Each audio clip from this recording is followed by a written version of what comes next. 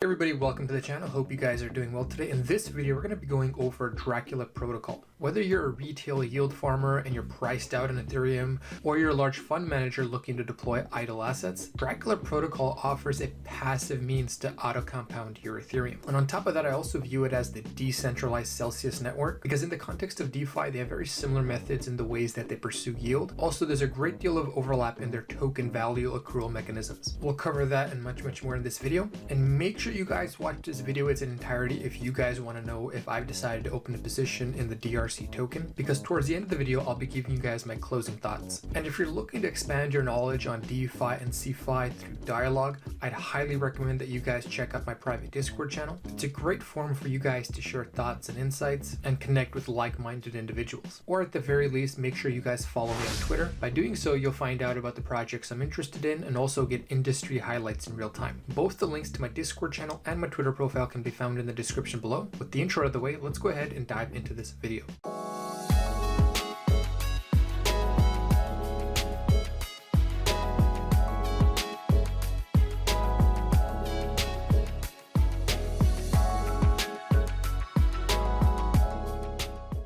Alright, let's kickstart this video by giving you guys a quick introduction to the project. Inspired by Yearn, Dracula Protocol V2 aims to streamline yield farming for platforms like BadgerDAO, SushiSwap, and Stabilized by automatically collecting the underlying rewards on a regular basis, selling them for ETH, and investing the earned ETH into an interest accruing strategy.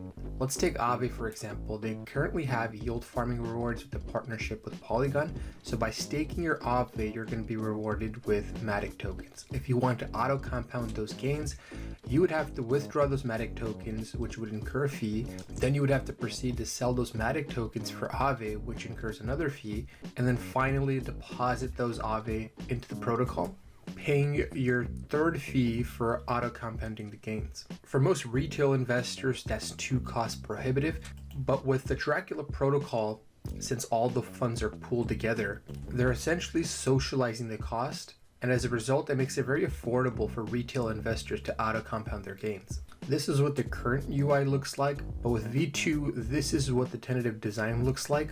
And what's really interesting to me is that they're including the base pairs at the bottom here for deposits, because rather than going to multiple websites, they can just use the Dracula Protocol V2 UI to yield farm across multiple DeFi protocols. And in V2, their drain mechanism will now be funded by a portion of all the yields from the underlying protocols. So in other words, when our collective funds yield farm a token and it's sold for Ethereum, the cost for paying for that is going to be taken from the yield. This means in theory, as more value gets locked into the Dracula protocol, the cheaper the cost will be per user. And as I was saying earlier in the video, everything gets converted to ETH and it gets placed into a interest earning strategy to maximize profits. And depending on the strategy, this is going to earn an extra 6 to 15% APR, in addition to the yield earned from the underlying pools. And assuming that they're able to give this return of 16 to 15%, they've basically created a system where it's more profitable to stake through the Dracula protocol than to go through the underlying platforms themselves, even with the fees that are charged by the Dracula protocol.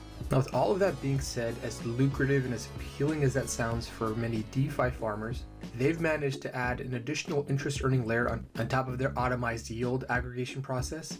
This is going to be done through a partnership with Rari Capital, and it's designed to function as an additional yield booster, actively earning users interest on top of their growing capital. It automatically switches between the most efficient interest earning strategies available, itself always ensuring the highest additional returns as well. And here's a good graphic of what the capital flow is going to look like. So the user is going to deposit their assets into the Vampire protocol, and when the conditions for the drain parameter are met, the user's liquidity mining rewards, in this case being Sushi, gets sold for Ethereum. 1.5% of this will be the gas fund to pay for all of this. 3.75% of this will go towards the developer fund. 3% of this is going to go to the yield on the DRC/ETH LP pool. It reads redacted here, but I have a feeling that it's likely to be SushiSwap. 3% goes to the DRC ETH LPs on Uniswap. By the way, in my view, this is a pretty good idea. It creates a sustainable means to incentivize liquidity into the DRC/ETH pools. This way, it It ensures that we'll always have enough liquidity to sell ETH for the DRC token. And in the next segment, when we cover the tokenomics, I'll explain why that's important. 3.75% is going to yield for DRC stakers. So by purchasing and staking your DRC token on the platform, you're going to earn a portion of the revenue generated by the protocol. 85% of this is going to be deposited into a single ETH yield earning strategy. And technically this balance belongs to the users. They can choose to withdraw these funds in Ethereum, or they can decide to withdraw them in DRC, in which case the Ethereum is sold for DRC and given to the user. Now that I've given you guys a brief introduction, let's cover the tokenomics. Unlike the cycle of 2016 to 2017, in this cycle, the smart teams are deliberately working to make certain that their tokens have a value accrual mechanism. This way, the success of the platform is tied to the token price, and as a result, we're seeing a lot of forward-thinking VC funds buying these DeFi tokens off secondary markets. DRC, like many other tokens, is going to be the governance token for the Dracula protocol. And at the time that they launch their V2 contracts, they expect that there's going to be an estimated 15 million DRC tokens circulating. And at the moment that they deploy these contracts, minting of DRC tokens is going to be disabled. The team strongly feels that there should be a hard cap on the token supply. But with that being said, it could always be changed through a governance vote. And in addition to being able to vote on governance proposals, if you stake your DRC token, you're going to be eligible to earn 3.75% of all ETH that comes from the drains. When the drain function is called and a liquidity mine token is sold for Ethereum, about 4% of that Ethereum is going to go to DRC stakers. And if the Dracula protocol managed to capture a significant TVL from underlying platforms with high APRs, the staked DRC token will have a direct cash flow to this performance paid in ETH. And the intent here is to focus on ROI for DRC token holders, where their initial investment to earn a share of the protocol performance is quickly outpaced in terms of ETH earned. And if they achieve their grand aims, their DRC token is basically going to be an index token for the performance of the underlying DeFi protocols. The way I view it is that by buying the DRC20 token, you're essentially leverage longing yield farming on Ethereum. So if you're bullish on yield farming, for example, if the market is trending up and a lot of these yield farm tokens are also appreciating, making you very bullish on yield farming in general, you can get exposure to that play by simply buying the DRC20 token. And remember, users can elect to get paid in DRC versus getting paid in Ethereum.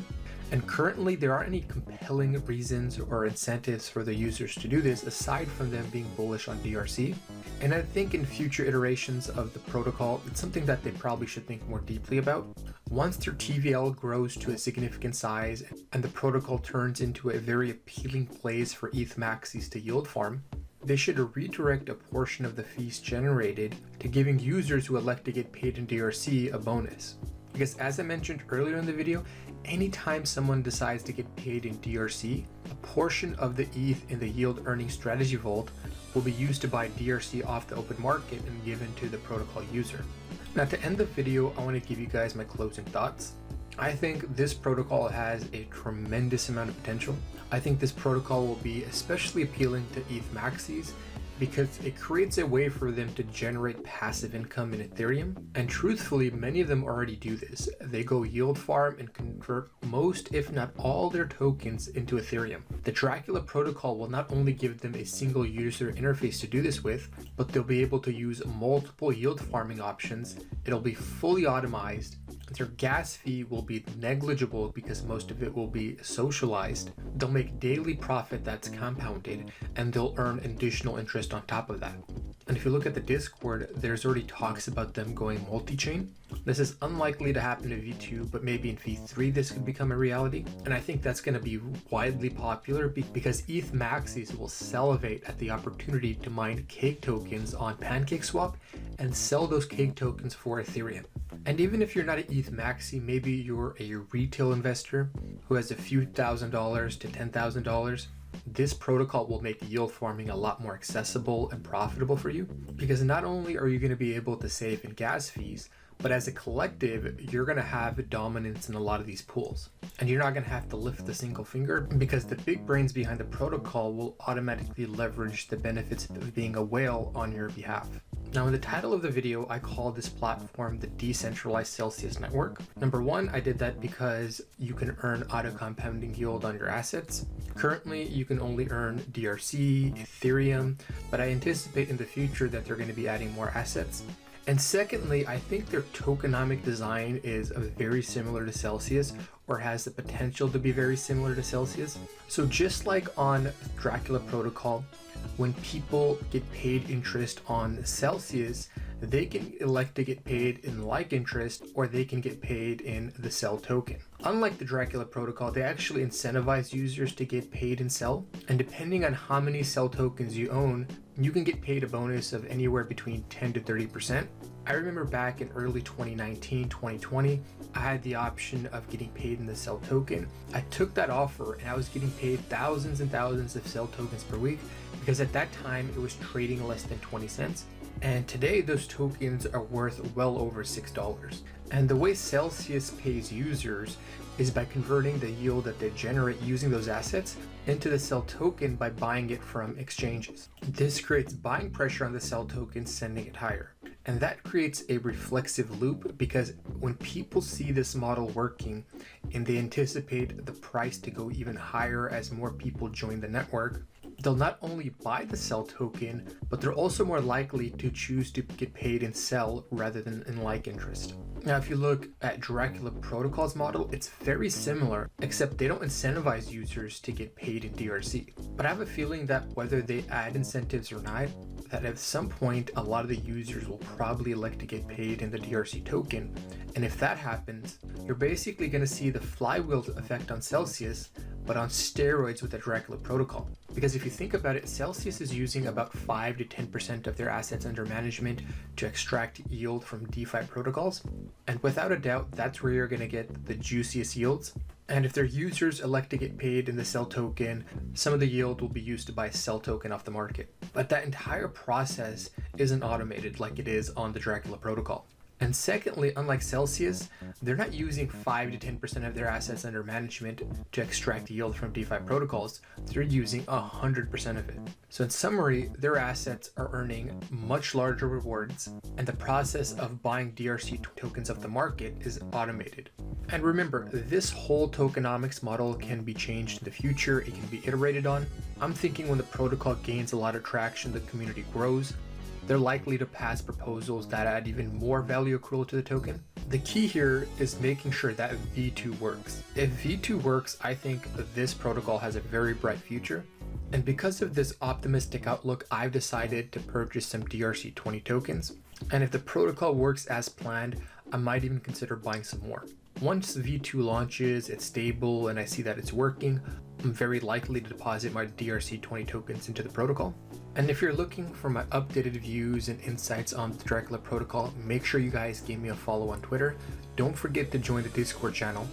Or perhaps you want to follow my moves in real time. I do offer additional services through Patreon, and even if you sign up for one of the lower tiers for $20 a month, you'll get access to all my private channels, and I'll give you a subscription to my newsletter. Or perhaps you're new to the space and you want to expedite your learning about DeFi and CeFi. In that case, I would recommend that you sign up for the higher tiers, because by joining one of the higher tiers, you'll be able to gain access to me one-on-one. If you feel like any of their services would provide you with some value, make sure you guys check out my Patreon page after watching this video. The link is in the description below. With that being said, I hope you guys enjoyed this video. This is CryptoOneStop signing out. I'll talk to you folks next time. Bye.